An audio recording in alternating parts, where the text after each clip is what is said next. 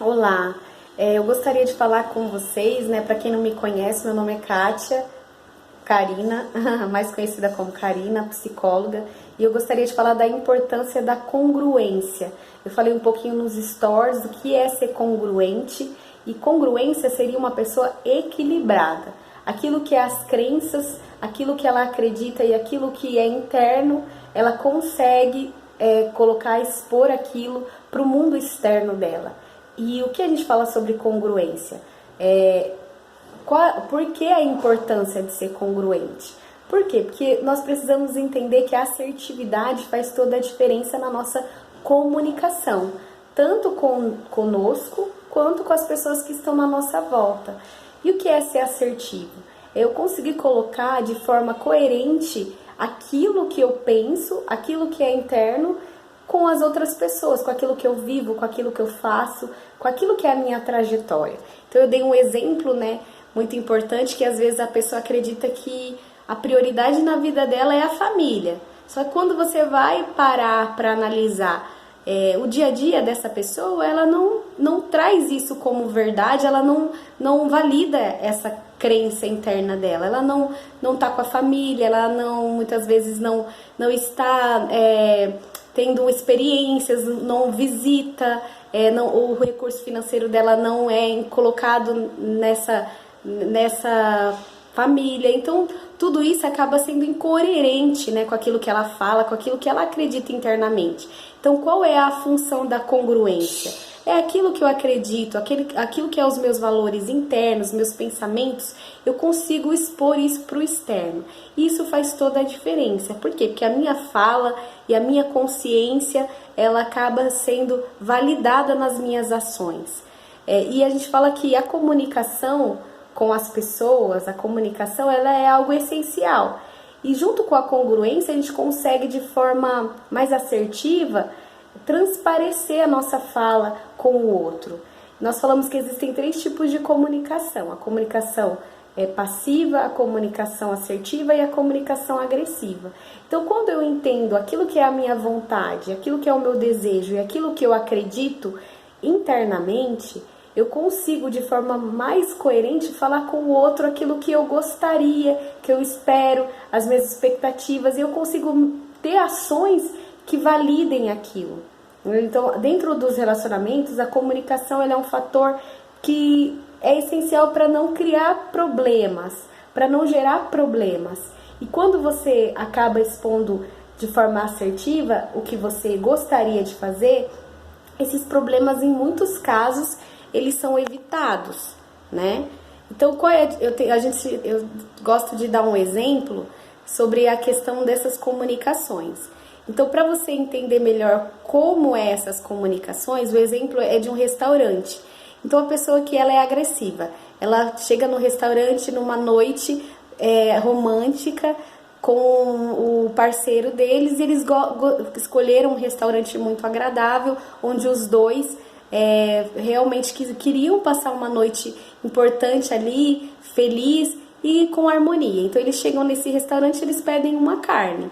E aí o agressivo, ele pediu uma carne bem passada.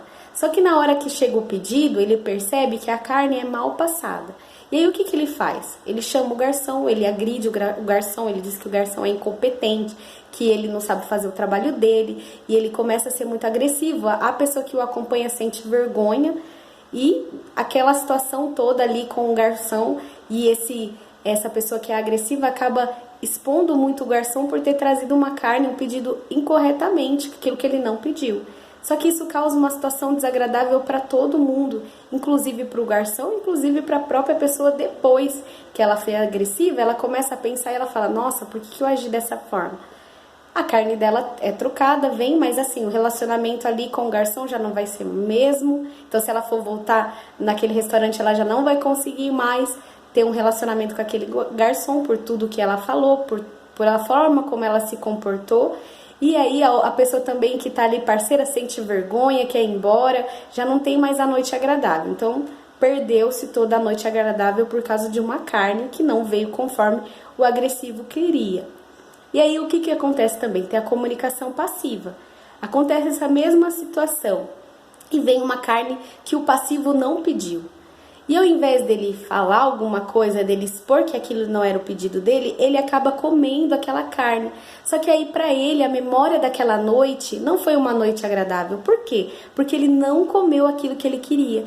Então para ele não tá completo aquela noite. Não foi exatamente aquilo que ele planejou, porque ele queria uma coisa e foi dado outra, mas ele não conseguiu expor isso. Ele não conseguiu falar pro garçom, olha, essa não foi a carne que eu pedi, esse não é o pedido. E ele acaba comendo aquela carne mesmo sem querer, mas ele não consegue expor isso. E aí ele fica a noite inteira brigando com o interno dele, dizendo que aquela carne não era a carne que ele pediu, que ele não estava gostando, e ele come aquele bife, mas ele não sente como se fosse uma noite 100%, por causa do pedido que ele fez de uma carne. E qual que é a diferença do assertivo? O assertivo é aquele que é coerente. Ele pediu um pedido, ele fez uma solicitação, o garçom não atendeu, ele chama o garçom com muita gentileza e diz, garçom, esse não é o meu pedido, eu pedi bem passado e você trouxe mal passado. E aí o garçom, se sentindo muito feliz, vai lá, pede desculpas e, é claro, troca a carne dele, né? Isso é a exemplificação do que é ser assertivo. E essa é a importância das nossas comunicações serem assertivas. É claro que a gente aprende muitas coisas ao longo da nossa vida e mudar a nossa comunicação não é algo simples, não é algo de um dia para o outro, mas é um exercício diário, né? A gente observa que às vezes nós não vamos ser 100% assertivo em todas as nossas comunicações. O assertivo é assertivo e pronto, acabou. Não. Existem situações onde nós vamos nos colocar como pessoas assertivas, existem situações que a gente vai colocar como passivo, existem situações onde a gente vai se colocar como agressivo, mas qual é a importância da autoanálise? É em cada situação eu analisar, olha, aquela situação eu fui muito passiva, olha, naquela eu fui muito agressiva. E tudo isso faz com que a gente consiga se moldar a cada situação, a cada dia, querer melhorar para ser assertivo, para me colocar nas opiniões, para me colocar nas situações, para me colocar nos relacionamentos, para me colocar na minha área profissional, mas também para me relacionar com as outras pessoas, mas de forma que não seja violenta, que eu não agrida o outro, que eu não magoe o outro, mas também que eu não me sinta magoado, que eu não me sinta coagido. Então essa é a dinâmica dos comportamentos e dos relacionamentos. E a congruência ela é importante para que eu consiga entender aquilo que é o meu interno, aquilo que é o que eu acredito, aquilo que é o que eu penso, que eu consiga em ação transpor aquilo, em verbalização, em emoção, consiga colocar aquilo de forma verídica, real nos relacionamentos. Por isso a importância da congruência, de ser equilibrado, né, de ser harmônico.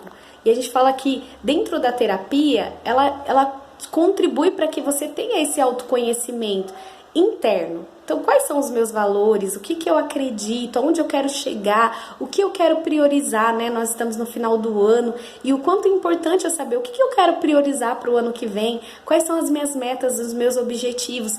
Então, assim, não é o outro que vai determinar, mas sou eu mesma, aquilo que é interno meu vai determinar. E como eu posso trazer isso para a ação? Como eu posso trazer isso para a minha verbalização, para aquilo que eu vou falar, para aquilo que eu vou fazer, trazer isso para ser real na minha vida, né? Então essa é a importância da congruência. E a terapia ajuda realmente a gente a identificar, né? E a colocar isso tudo em harmonia. Aquilo que é interno, trazer e expor aquilo para o meu mundo externo.